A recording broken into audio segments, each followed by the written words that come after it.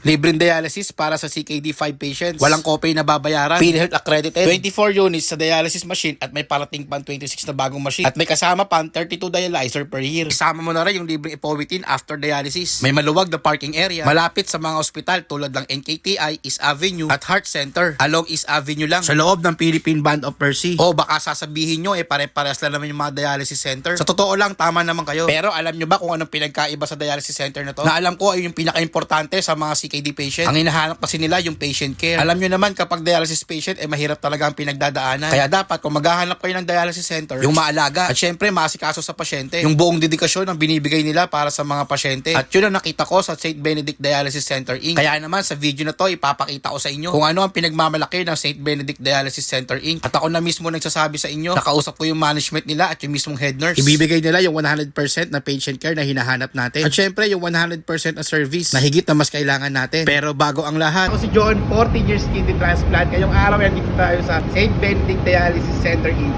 Ngayong araw, samahan nyo ako sa panibagong video. May pupuntahan kasi tayong dialysis center along East Avenue sa may Quezon City, malapit sa NKTI. Alam nyo ba, marami kasi nagtatanong sa akin kung saan ba may malapit na dialysis center sa NKTI. Kasi yung mga nagtatanong sa akin, yung magaling pang probinsya. Sila yung mga nag-work up na naghahanap ng dialysis center malapit sa NKTI. Kaya naman, yung may oras ako, naghanap talaga ako. At ito na yung nakita ko, pinakamalapit sa NKTI. Malapit lang sa East Avenue Hospital. Ito nga pala yung St. Benedict Dialysis Center Inc. Kaya naman, papasukin natin yung dialysis center. Bago yan, ito yung ino-offer ng St. Benedict Dialysis Center Inc. Pagpasok mo, makikita mo agad yung lobby nila. Makikita mo na rin yung admin office at yung cashier. Tapos sa pintuan na yan, ayun na yung treatment area nila. Nandyan yung 24 units machine nila. Tapos nabanggit din nila sa akin, this June 2025, magkakaroon pa sila ng additional 26 units na pwede silang mag-accommodate at least hanggang third shift. Sa mga hindi po nakakaalam, sa 24 units na meron sila, hanggang first shift lang po sila. Kaya naman sa mga naghahanap ng dialysis center, welcome na welcome po kayo dito. Marami pa silang available slot hanggang second or third shift. Naabutan ko rin pala yung mga doktor dito tsaka yung mga nurse. Nagkaroon pa tayo ng pagkakataon para ma-interview yung head nurse ng St. Benedict Dialysis Center. Sa next video, ipapakita ko sa inyo yung interview ko sa kanya. Anyway, bago matapos tong video na to, nalalaman ko rin pala galing sa kanila na mas lalo pa nilang pinapaganda yung facilities nila. Magkakaroon sila ng mga renovation na magiging komportable lalo yung mga pasyente. Ipapakita ko naman sa inyo yun kapag nangyari na. O kala nyo, nakalimutan ko na yung huling sasabihin ko sa inyo. Alam nyo ba kung ano ang pinakasikreto dito sa dialysis center na to? At naramdaman ko rin yun sa mga pasyente habang lumalabas sila sa center. Yung hinahanap talaga ng mga pasyente ay yung patient care na sinisigurado nila sa akin na maibibigay nila yon 100%. Yun kasi yung vision ng dialysis center nila. At habang nandito ako, napapansin ko naman sa mga nurse yun, sobrang maalaga sila sa mga pasyente nila. Parang komportable na sila sa isa't isa. At alam ko, ayun naman ang hinahanap nyo sa isang dialysis center. At yun ang maibibigay ng St. Benedict Dialysis Center Inc. Kaya kung gusto nyo pa yung malaman ng ibang information about sa kanila, ilalagay ko lang sa comment section yung Facebook account nila. Feel free to message them and sabihin nyo na panood nyo yung video. Kapag hindi kayo na-entertain, sabihin nyo ako agad. Susugurin natin sila. De, joke lang. Ako nga pala si John.